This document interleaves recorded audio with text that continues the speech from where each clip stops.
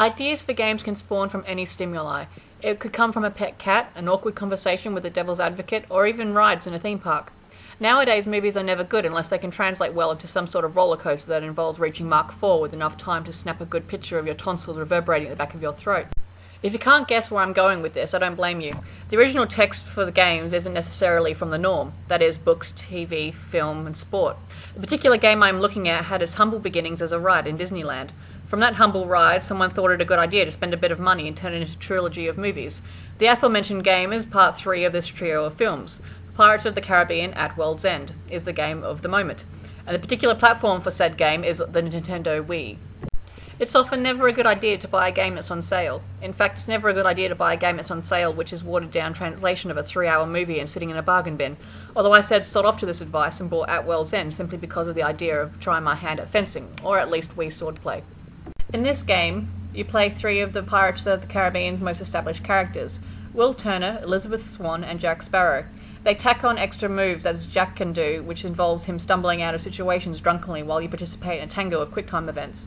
Not being a hardened Wii veteran, seeing A or B flash on the screen made my brain respond in such a way that my hands pressed every single button from A to Z in 0.45 of a second. Of course I would fail and be forced to battle my way out of swordfight after swordfight. Served me right for being console dyslexic. Like Call of Duty World at War, I chalk it up to the cluster shite in my head to being part of the immersive experience. No one expects a soldier to partake in the Normandy landings without panicking a little and accidentally throwing a grenade at their own shoes. No one expects a punch-drunk pirate to pull off every deviously cunning conversation. I certainly proved that hypothesis very well. The game takes you, pretty much, to the end of the world and back. That includes favourite places such as Tortuga, the Deck of the Black Pearl, the Pirate Cove, the Pits of Hell, and the Heart of the Maelstrom. The levels are pretty much linear with minimal opportunities for exploration, which is probably a good idea. In Tortuga you can roam almost anywhere, look for useful little mini-games to partake in. This often resulted in me forgetting my objective. After helping to defend a few barrels of rum from some scurvy dogs, I realised I had no idea where to go or what to do next to press on with the story. After stumbling about and getting slapped in the face by every prostitute Jack Sparrow came across, I worked out what exactly I had to come to Tortuga to do.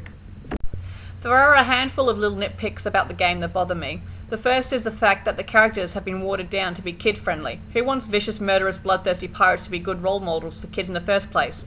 And the second is that they break the flow of the established plot to send you to strange places like the Pits of Hell to drag on the game because they cut down over the verbose scenes to appeal to a target audience that shouldn't be playing a hacky-slashy pirate game in the first place. Oh, and a third thing that frustrated the bejesus out of me was playing as Elizabeth. Every time she got hit, she grunted like a tennis player, and after a couple of sword fights, I wanted to stab her to death myself. More than once I let her die out of sheer masochistic satisfaction on my part.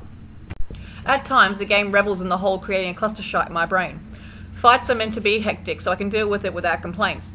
Sword fighting while steering your character, throwing daggers and scrolling through your weaponry choices so you can take out your pistol does cause chaos during some moments. During the Maelstrom, I had to manage all the above to a time limit. I don't recall a counter at the top of the screen during the final battle of the movie while Jack Sparrow did bloody combat versus Davy Jones. Still, this is a game after all, I can dig it. Combat should be confusion. Being a new to console gaming gamer, I purchased my Nintendo Wii on a whim with my newfound cash following my first few months of full-time employment. My little cousin bought his at the same time. Pirates of the Caribbean would be my very first Wii game. I was rather surprised I was good at it, probably because it is simplified for my little cousin's age group and not the 20-something crowd like myself. The best part of this game is the swordplay. I memorised a few combos, but when it came down to it, in a sheer state of panic, all I could do was stab, parry, and hope for the best. The shocking thing was that the half-mad, desperate wrist flails of the hopeless degenerate also created combos I hadn't as yet memorised and would often allow me to clear the room rather quickly. My aura of console retardation flukes didn't, however, extend to my movement. Being a PC user and developing the necessary carpal tunnel syndrome to entitle me to some exclusive pedestal on laptop gaming, I epically failed using a control to steer myself. Using both the Wiimote and nunchuck is fine when they're clipped together in a zapper, allowing me to pretend I'm using an AK-47, not a cheap plastic made-in-Japan electronic toy. In Pirates World's End, however, you slash around with the Wiimote and steer and block with the nunchuck. This causes the opposing forces of the universe to work against you by slapping you constantly in the face with the controller's umbilical cord. I don't expect there to be an easier way to fight and dodge with 2 remotes until the Wii comes up with a strange type of treadmill we can lug into our lounge room and really get into a game. Why not have our own cutlass remote as well? We can dress us up as pirates, bring our friends and some rum to the party and attack each other with cutlasses while shouting "Shiver me timbers" and "Avast me hearties" and singing "Hoist the colours" and "A pirate's life for me." Sorry, I think I had too many swigs of my beloved tall ship's tawny. I guess the same complaint I have for playing Pirates World at War on a console is the same thing I have playing any game on a computer where you're not required to pretend to be someone creating spreadsheets or Word documents or downloading pirated software.